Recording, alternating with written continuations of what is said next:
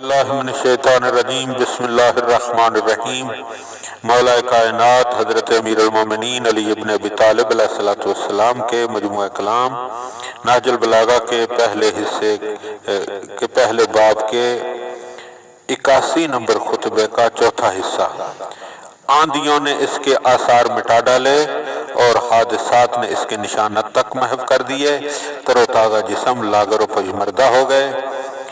ہڈیاں گل سڑ گئیں اور روحیں گناہ کے بار گراں کے نیچے دبی پڑی ہیں اور غیب کی خبروں پر یقین کر چکی ہیں، لیکن اس کے لیے اب نہ اچھے عملوں میں کوئی اضافہ کی صورت اور نہ بد اعمالیوں سے توبہ کی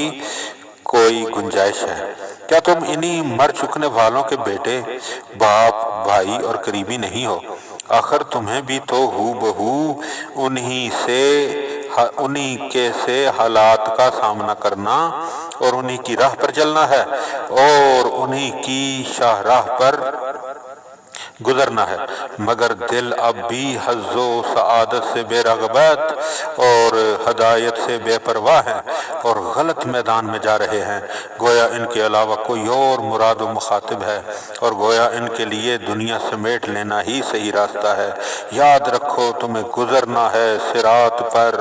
اور وہاں کی ایسی جگہوں پر کہ جہاں قدم لڑکھڑانے لگتے ہیں اور پیر پھسل جاتے ہیں اور قدم قدم پر خوف و دہشت کے خطرات ہیں۔ اللہ سے اس طرح ڈرو جس طرح وہ مرد زیرک و دانا ڈرتا ہے جس کے دل کو عقبہ کی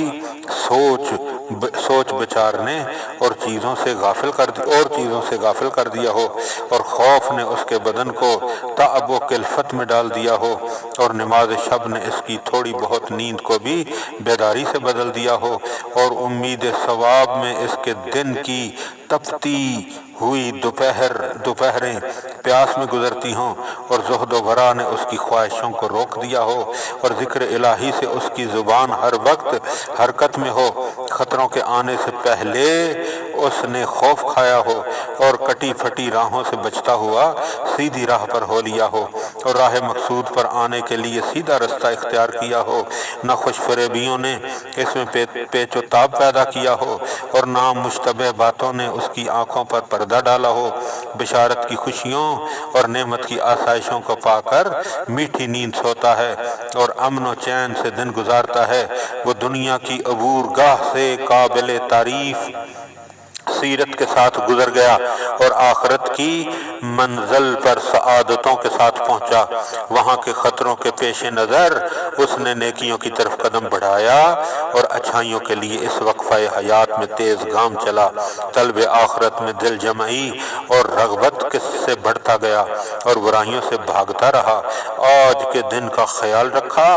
اور پہلے سے اپنے آگے کی ضرورتوں پر نظر رکھی،